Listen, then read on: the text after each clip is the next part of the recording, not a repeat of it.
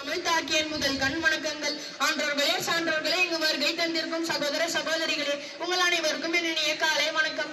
என் பெயர் ஸ்ரீபரும் டியாஸ். நான் 9ஆம் வகுப்பு ஆ பிரிவில் பயில்கின்றேன். இன்று நான் பேசப்போவது தமிழ்நாட்டின் மண்ணில் பிறந்து வீரத்தின் உருவமாகவும் சுதந்திரத்தின் குரலாகவும் விளங்கிய மாவீரன் வீர பாண்டிய கட்டபொம்மனை பற்றி. இவர் ஒரு மனிதர் மட்டுமல்ல, தமிழரின் அடையாளம், எதிர்ப்பின் சின்னம், அநீதிக்கு எதிராக எழுந்த ஒரு கர்ஜனை. வீர பாண்டிய கட்டபொம்மன் பாஞ்சாலங்குறிச்சியின் பாளையக்காரராக 1760 பிறந்தார். அவரது இதயத்தில் தமிழ்நாட்டின் மண்ணின் மீது அளவற்ற பற்றும் மக்களின் மீது அன்பும் கொண்டிருந்தார். ஆனால் அந்த காலத்தில் ஆங்கிலேயர்களின் ஆதிக்கம் நம் மண்ணை அழுத்தியது.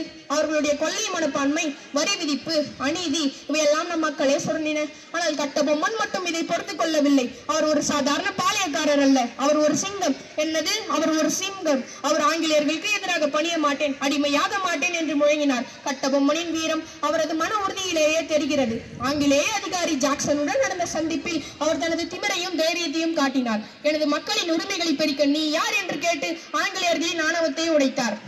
அவரது குரல் ஒரு புரட்சியின் தொடக்கமாக இருந்தது. பாஞ்சாலங்குறிச்சியில் அவர் கட்டிய கோட்டை வெறும் கைக்கோட்டை அல்ல, அது தமிழர்களின் உறுதியின் அடையாளம். நண்பர்களே, வீர பாண்டிய கட்டபொம்மன் நமக்கு ஒரு பாடத்தை விட்டு சென்றார். அநீதிக்கு எதிராக குரல் கொடுக்க வேண்டும், எவ்வளவு பெரிய சக்தியாக இருந்தாலும் பயப்படக்கூடாது என்று. இன்று நாம் சுதந்திரமாக சுவாசிக்கிறோம் என்றால் அதற்கு கட்டபொம்மன் போன்ற வீரர்களின் தியாகமே காரணமாகும். அவரது பெயரை சொல்லும் போதே நம் நெஞ்சம் பெருமையால் நிமிர்கிறது. வாருங்கள், அந்த மாவீரனுக்கு நமது இதயங்களில் ஒரு இடம் கொடுப்போம். கட்டபொம்மனின் வீரத்தையும் தியாகத்தையும் நினைவு கொண்டு நாமும் அநீதிக்கு எதிராக எழுவோம். பயமின்றி உறுதியுடன் முன்னேறுங்கள். நன்றி, வணக்கம். அனைவருக்கும் என் இனிய சுதந்திர தின நல்வாழ்த்துக்கள். நன்றி.